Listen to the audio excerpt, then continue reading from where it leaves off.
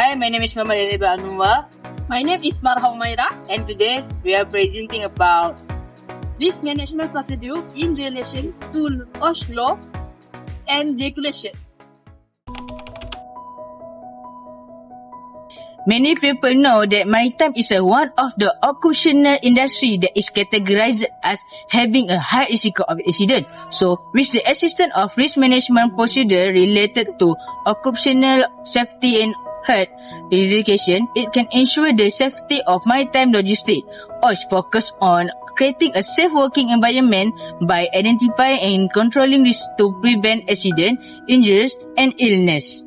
This process involves hazard identification, risk assessment, implementation of countermeasures, and continued monitoring through audit and inspection. In the maritime environment, OSH regulation provides structured protocol for handling accidents such as collision, piracy, and fire, emphasizing emergency preparedness and compliance with safety standards. This presentation will explore the cause of maritime incident and show how OSH guided risk management improves safety by using effective control, continuous monitoring, and legal compliance to protect life and assets at sea. Maritime accidents are mostly caused by machinery breakdown or failure, human error, collision due to navigational error or environment condition, fire, explosion caused by cargo or flammable equipment failure, violation privacy and security, and exposed to toxic chemical due to poor ventilation or handling of hazard material. So, I will explain more in detail about human error and collision. Human error is one of the causes that contribute to the number of major incidents that occur in the maritime. Human error contributes to the vast majority of maritime incidents, which is between 75 and 69% in 2024.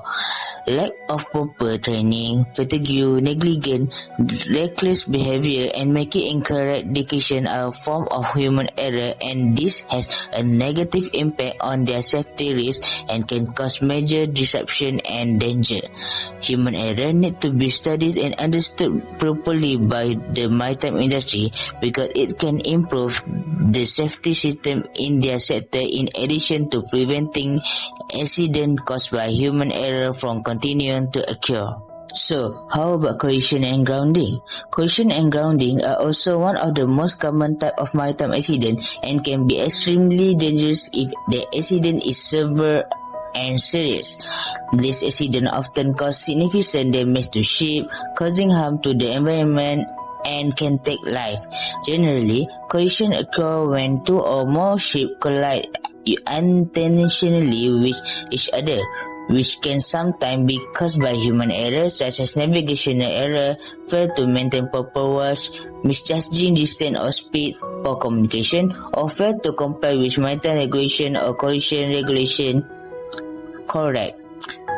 Grounding occurs when a ship accidentally runs aground on the seabed or shore, often as a result of human errors such as poor planning, lack of up-to-date chart, or ignoring environmental factors such as tide and current and technology failure, or can occur due to bad weather. The cause of maritime accidents are often interrelated, meaning that accident may involve multiple contributing factors. For example, human error combined with bad weather can cause a collision to occur.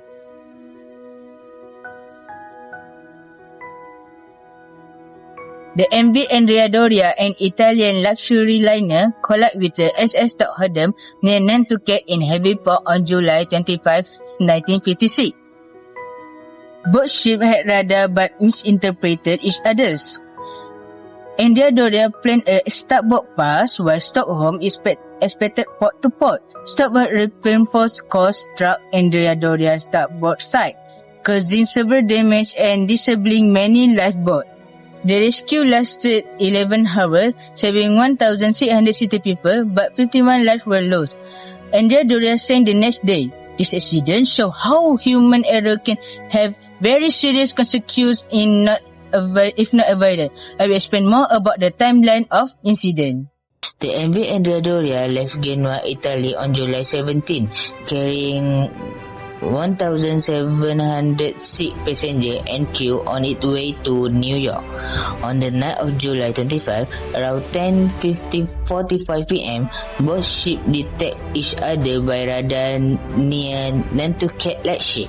The Andrea Doria planned to pass the Stockholm on its starboard side, while Stockholm expected a standard port-to-port passing.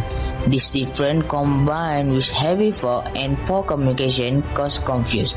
At approximately 11:10 p.m., the bow of the Stockholm struck the Andrea Doria starboard side underneath the Bride, slicing through 7 deck and puncturing fuel tank. The impact caused the Andrea Doria to leak severely, preventing the use of many lifeboats. A large-scale rescue effort began immediately and lasted about 11 hours, saving 1,660 people. However, 51 lives were lost, 49 from Andrea Doria and 5 from Stockholm. The following morning at 10 a.m., Andrea Doria capsized and sank. The Stockholm was repaired and continued sailing for many years under different names. The case had a major impact on the world. The collision between the MV Andrea Doria and the SS Stockholm resulted in 51 dead, most of them from the Andrea Doria. Almost all of them were rescued. The Andrea Doria was badly damaged, causing it to sink about 11 hours after the collision. The Stockholm both were destroyed, but the ship remained afloat and were repaired. The incident exposed serious issues with the use of radar, communication, and the navigation dedication in foggy conditions. As a result, maritime safety improved with better radar training, communication regulation, speed limit in fog, and stronger risk management. The disaster became an important case study and enhanced the culture of maritime safety worldwide. Today, the wreck of the Andrea Doria is a famous and challenging dive site. Of risk management principles can be applied to assess the risk associated with the Andrea Doria and Stockholm collision. First, risk assessment involves recognizing hazards such as fog, radar limitation, and low visibility. The incident showed that these risks were underestimated.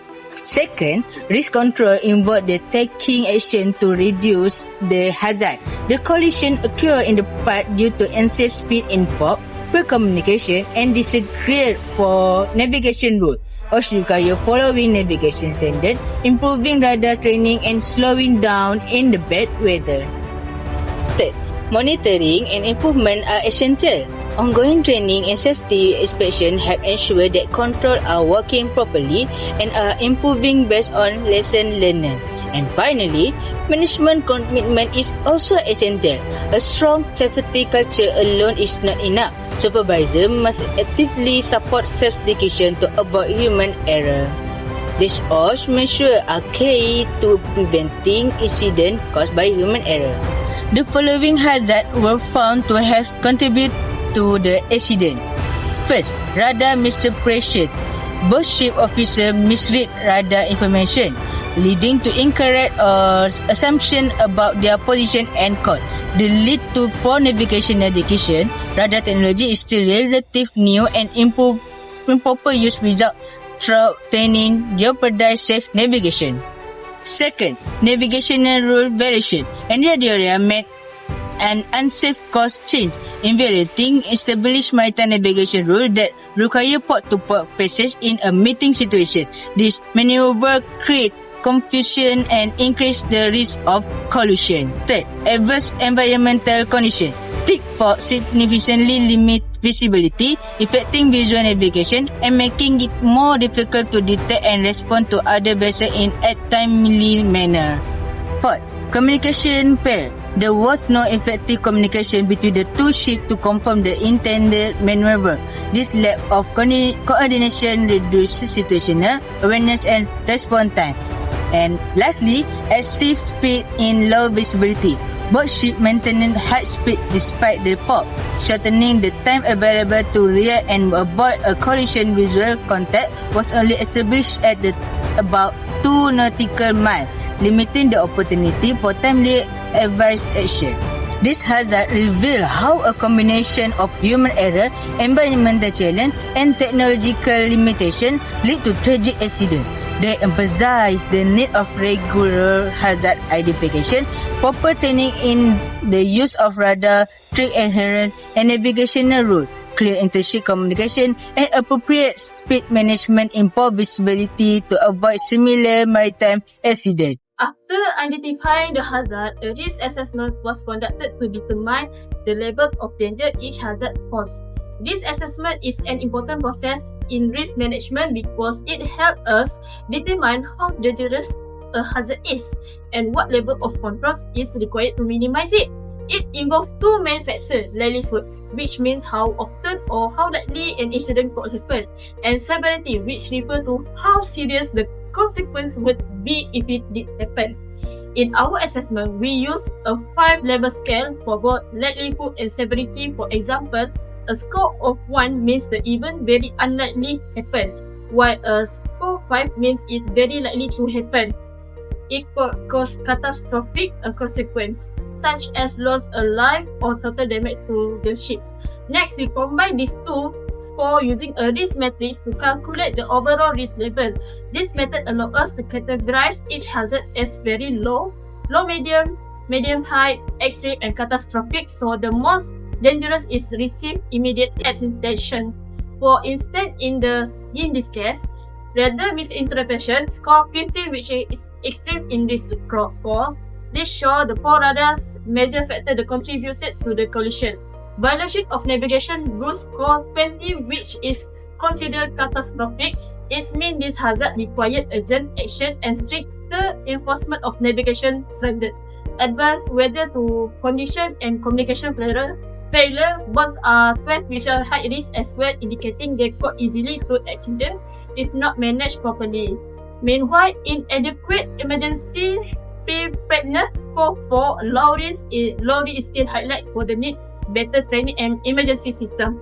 Overall, our analysis found the most of the hazard is this incident achieved a catastrophic level. This clearly show the accident has been present if better cooperation, proper and communication, and stricter OSH procedure have been in place. Therefore, this part of the study emphasized the importance of conducting thorough risk assessment in maritime operation, not only to identify potential hazards, but also to prioritize action that protect life, asset, and marine environment. After completing the risk assessment, the next step in the risk management procedure is to implement control measures to reduce or eliminate risk. These control strategies are applied using the hierarchy of control, which ranks safety action from the most effective to the least effective. Let me briefly explain each level and how it applies to this case. First, elimination. This means completely remove the hazard whenever possible. For example, in this case, unsafe navigation practice during heavy fog or at night should have been avoided. Ship officers should also eliminate exercise working hours to prevent fatigue, which is one of the main causes of human error at sea. By removing this risk, the chance of an accident can be greatly reduced. Second, substitution.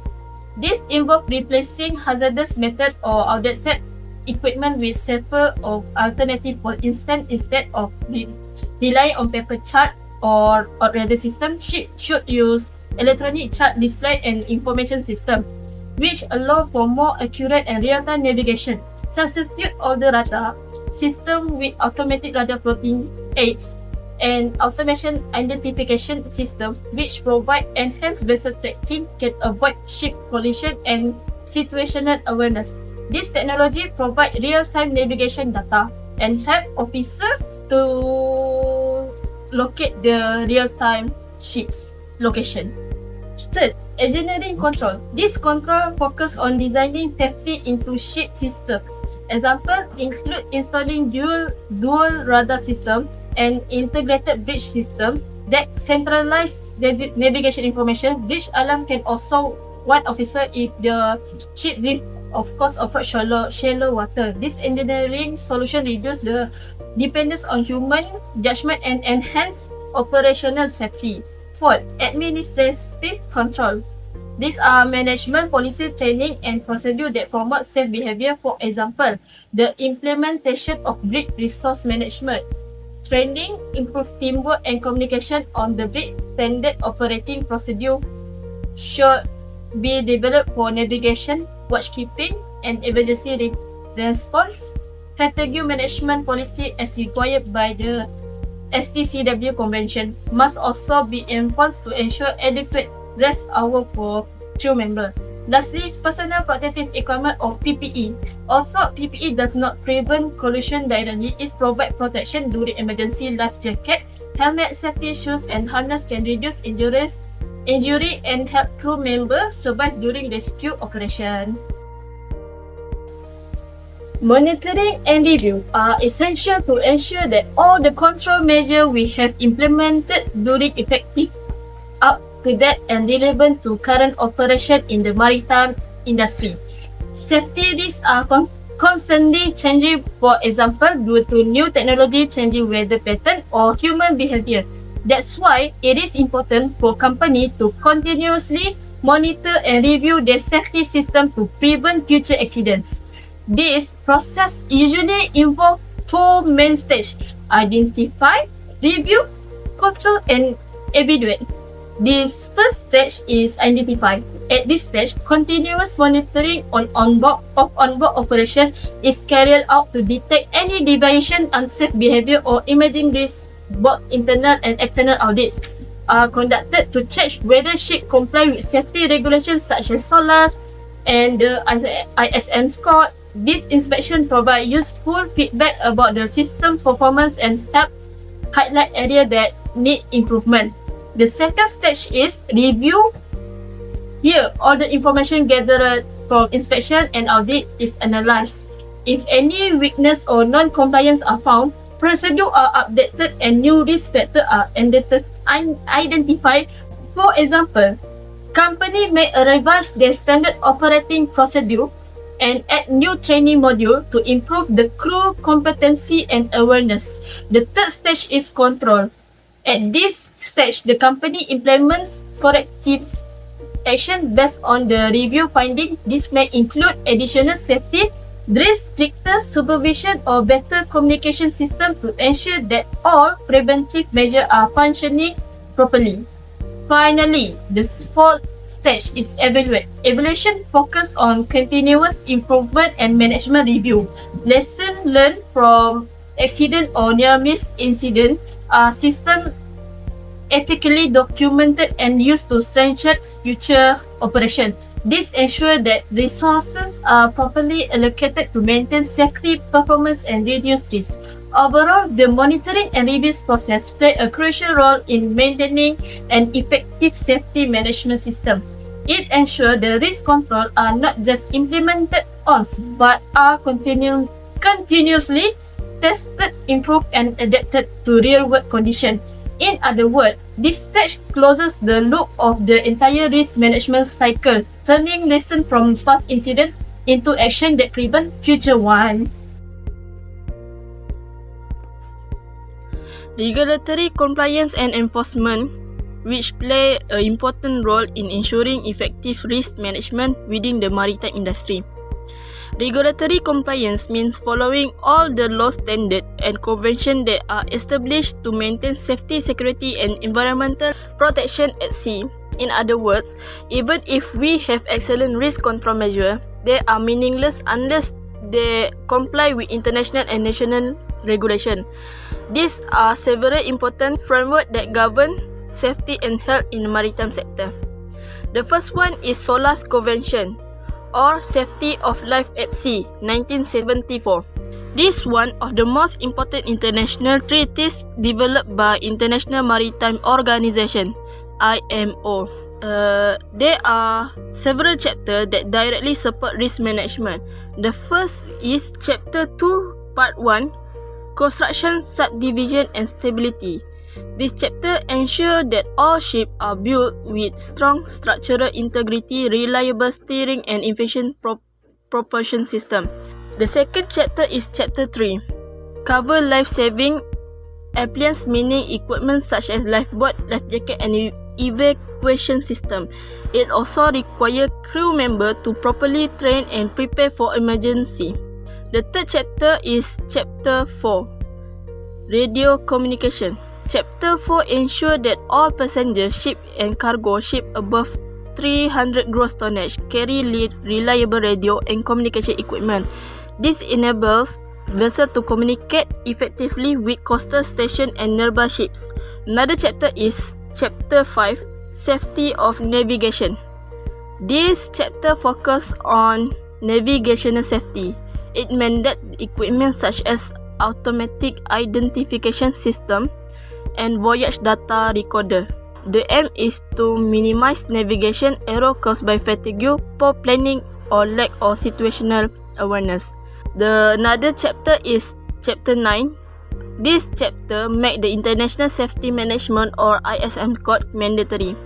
The ISM code focuses on critical human factors like crew, competence, communication, and operational procedure. The 11th chapter, Part 2. The final chapter that introduces the International Ship and Port Facility Security Code, known as the ISPS code. Its purpose is to detect and prevent security threats such as terrorism or unlawful boarding. For the next regulation, ISO 31000-2018 is International Framework for Risk Management. Although the Andra Doria and Stockholm collision happened long before ISO standard existed, the weakness observed in that incident, such as communication failure and human error, are exactly the type of risk that ISO aims to address. The ISO emphasizes structured risk assessment, effective risk control planning, integration with the safety management system, monitoring and review, and finally is leadership and accountability. The third regulation is flag state. Flag states are responsible for ensuring the ships registered under their flag comply with international maritime regulation. According to United Nations Convention on the Law of the Sea, Article 94 and 98, flag states must enforce safety standard, conduct inspection, and ensure that ship access order in distress. This help maintain order at sea and prevent substandard vessel from operating. The final is about labor regulation, like MLC 2006 and ILO 155 and OSH Act 1994. This labor regulation protect workers from hazard in the maritime environment.